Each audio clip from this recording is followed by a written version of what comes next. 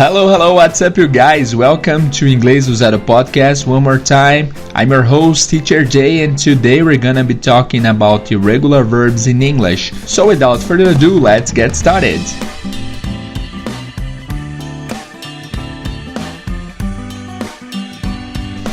E aí pessoal, bem-vindos ao Inglês do Zero Podcast. Mais uma vez, eu sou o professor Teacher Jay. Meu nome é Jader Leles, tá? Pode me chamar de Teacher Jay se você está chegando aqui agora. E hoje nós falaremos sobre verbos irregulares em inglês. Nosso último podcast foi sobre verbos regulares. Tivemos várias informações valiosas e um pouco difíceis, então me conta lá no Facebook, lá no Instagram, o que vocês acharam dessa aula. Se deu para entender aquele conceito das três dicas de pronúncia para o passado, me avisem, ok? Quero saber se vocês entenderam. Vamos dar uma revisada super rápida aqui sobre o que a gente falou na última aula, para que, se você não ouviu a última aula, eu inclusive encorajo que você escute. Mas basicamente nós falamos que há 3 tipos de pronúncias diferentes para o ED no passado. Os verbos regulares no passado ganham um ED no final para se tornarem passado, só que esse ED tem 3 pronúncias diferentes. Nós temos a pronúncia de T, quando a última sílaba antes do ED for não vozeada, a pronúncia será de T.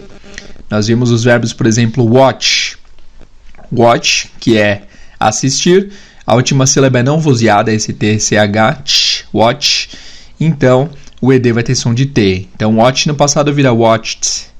Nós temos também walk, que é andar, esse K é não vozeado, então vira walked. Também nós temos o ED pronunciado como D, se a última sílaba for vozeada. Nós vimos verbos como clean, que vira cleaned. Nós vimos o listen, que a última sílaba é vozeada, o sin, né? E o ED fica com som de D, fica listened. E change, que vira changed. Certo? E também nós temos a terceira categoria, onde o ED vai ter som de ED mesmo, ou ID, que é quando os verbos terminam com a letra T ou D no presente. Por exemplo, want vira wanted, need vira needed, tá? Dica extra de pronúncia para o podcast de hoje vai ser esse T. O T em inglês, pessoal, ele tem... Nossa, eu vou fazer um episódio só sobre o T, porque o T é muito rico em informações, mas eu já vou adiantar uma das informações. O T, quando ele vem entre vogais, ele vai ganhar o som do que a gente chama de flap T. Flap T em inglês é esse T com som do R de Sara do português. Esse sararara, esse r, né? Isso que é o flap T. É porque esse flap significa tapinha. Um tapinha que a língua dá no céu da boca para fazer esse som de r. É o S de Sara, de seringa, né? Então, quando o T estiver entre vogais em inglês, ele inglês americano, especialmente, inglês britânico se mantém, mas em inglês americano ele pode virar o som do flap T, que é esse som do R de Sara, beleza? Então, um exemplo que nós vimos foi a palavra wait. Wait, quando ganha um ED, o T fica entre o I e o E. Então, você pode falar waited. Outro exemplo é a palavra água em inglês, que é water. A gente chama de water. Esse T tem o som do flap T, o som daquele R de Sara, porque está entre as vogais A e E. Water. Mas tem um porém bem simples na verdade, que é o seguinte: quando a gente fala de entre vogais, a gente diz sons de vogais, não entre letras em si. Por quê? Porque em inglês, quando a gente fala de sons, é sempre som e não letra. Como assim, teacher? Não entendi nada. Por exemplo, o Y em inglês, ele tem som de I, sempre, né?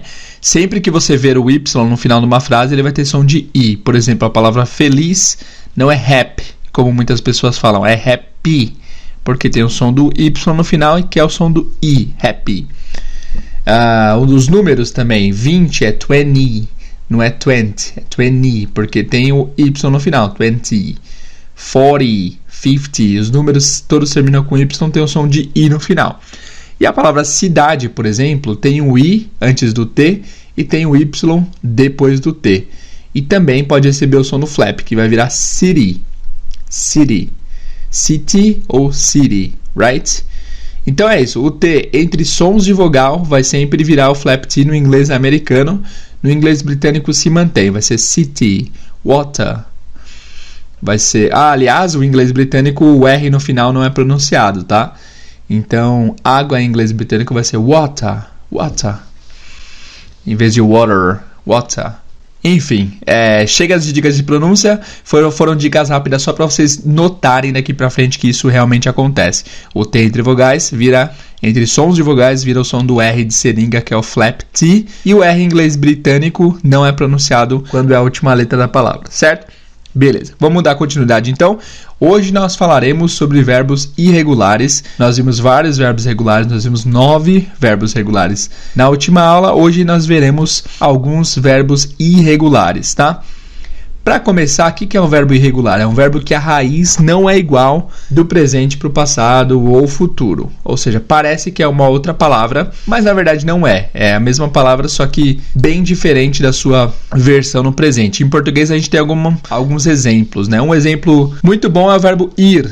Ir é o verbo conjugado no infinitivo, né? Quer dizer que ele está sem conjugação. Ir. Ir no passado pode ser fui, pode ser foram, pode ser foi. No futuro vai ser irão. No presente pode ser vai, vão, vamos. É um verbo totalmente irregular porque não tem padrão, né? Não tem um padrão, não tem uma raiz que faça a gente perceber que está se tratando do mesmo verbo. Então, é isso que é o verbo irregular. Hoje a gente vai falar sobre alguns, tá? Começando com o verbo go. O verbo go em inglês significa ir, certo? Go é ir, só que ele é muito irregular porque no passado ele vira went.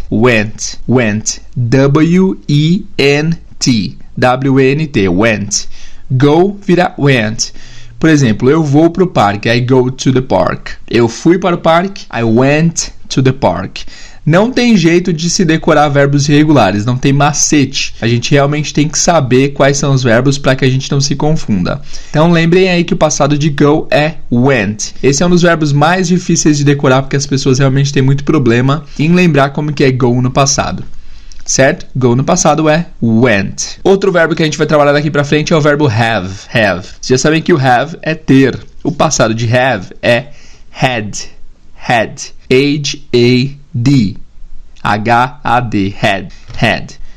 Exemplo, I have a red car. Eu tenho um carro vermelho, no passado fica I had a red car. Lembrando que também há uma terceira conjugação para o have, que é para a terceira pessoa. Se eu falo, por exemplo, I have a red car, eu tenho have, né? Se eu falo, o John tem um carro vermelho, John has a red car. Esse has também é presente. A conjugação do have para a terceira pessoa, it. O passado vai ser had. I had a red car, John had a green car. Eu tinha um carro vermelho, John tinha um carro verde. Então, passado de have, had. Terceiro verbo que a gente vai ver hoje é o verbo get. A gente viu esse get em algumas ações da rotina diária. A gente viu get up, a gente viu get dressed, se vestir, a gente viu get to work, get home, né? A gente viu vários gets na nossa rotina diária e o passado de get é got. G-O-T. Se você é o usuário do Twitter ou do Facebook, muitas pessoas estavam comentando got esses dias, mas é por causa do Game of Thrones, né? Não tem nada a ver com o verbo chegar. Então, por exemplo, get up, que é levantar, vira got up. Get dressed, vira got dressed. Get to work, got to work. Get home, got home. Certo? Então, por exemplo, geralmente eu acordo às 6 da manhã. Usually, I get up at 6 a.m. Mas ontem eu acordei às 5. But yesterday, I got up at 5 a.m. Né? Eu me visto, I get dressed. Eu me vesti, I got dressed. Eu chego no trabalho, I get to work. Eu cheguei no trabalho, I got to work. Certo? Get, got. O quarto verbo que a gente vai ver é o verbo wake no passado. Wake, vocês viram que wake up é acordar. Vocês lembram disso, né? Nas rotinas diárias. Wake up é acordar. O passado de wake é woke. Você muda o A pelo O. Então, wake up vira woke up. Então, usually I wake up at 6, but yesterday I woke up at 5. Woke up. Wake, woke. E só mais um para terminar o episódio de hoje. Vai ser bem rápido hoje nessa explicação, porque no próximo episódio a gente vai fazer a rotina diária total, usando tudo no passado, tá? Mais um verbo que vocês têm que saber, um verbo irregular no passado, é o verbo take. Take, que significa pegar. O verbo, a tradução literal de take é pegar, só que a gente usou no sentido de tomar banho, que é take a shower. O passado de take é took. T-O-O-K. Took. Você pode falar que pegou o ônibus, por exemplo, I took a bus, I took the train, I took the subway. Take vira took, certo? Tranquilo? Deu para entender? Vamos rever os 5 verbos que a gente viu hoje. Não vamos nos estender muito para não ficar muita informação. Mas vamos lá. Primeiro verbo que nós vimos... Aliás, vamos rever. Eu vou falar o verbo no presente. Tentem me falar no passado. Eu vou dar uns 3 segundos para vocês pensarem. Primeiro verbo é go. Como que se fala go, que é o verbo ir, no passado? Go no passado é went. Went. W-E-N-T. Went. Como que fala have no passado? O verbo have no passado vira had. Had. H-A-D. Have vira had. Próximo verbo é get up. Get up. No passado, get vira... O verbo get no passado é got. Got. G-O-T. Próximo verbo é wake. Wake, que nós vimos em wake up. Wake up, né? Wake, no passado, vira woke. Woke. W-O-K-E.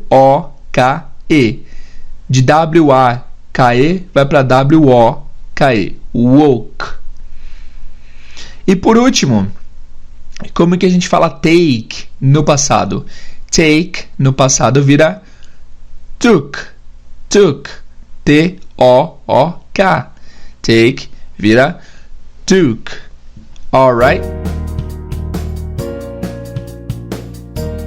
Well, pessoal, é isso por hoje. Muito obrigado por assistir esse episódio. Foi um episódio mais curto, mas muito importante, porque verbos irregulares são muito importantes. E não tem como a gente ver vários verbos irregulares aqui hoje, porque vocês estão aprendendo o conceito de verbo irregular hoje.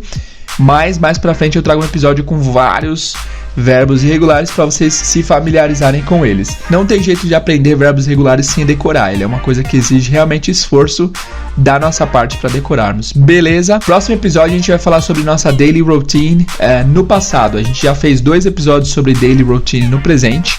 Se você não escutou esses episódios, volta lá e escuta, que são os episódios 40 e 41, muito importantes para você entender esse conceito do próximo episódio. E a gente vai falar das nossas rotinas diárias no passado, no nosso próximo podcast, beleza? Muito obrigado por ouvir esse podcast. Se você tem alguma dúvida, mande seu e-mail para inglesdozero@outlook.com. Se você gostou desse episódio, não deixa de comentar lá no Instagram ou no nosso grupo secreto do Facebook, que é bit.ly/grupo-idz. Não deixa de participar, de comentar, de tirar suas dúvidas, porque isso é muito importante para que quem esteja com dúvida também tenha suas dúvidas sanadas, né? Eu às vezes passo o conteúdo aqui, não tenho muito feedback de vocês. Não, para ser sincero, eu tenho bastante feedback positivo, muito obrigado. Mas se ninguém diz que não entendeu, se ninguém fala que ficou com dúvida, eu vou presumir que todo mundo tá entendendo muito bem e vou continuar tocando o projeto, certo? Então é isso. Qualquer dúvida, não deixa de perguntar no Instagram, no grupo do Facebook ou até mesmo pelo nosso e-mail, ok? Muito obrigado por ouvirem mais esse episódio e vejo vocês no próximo. See you guys!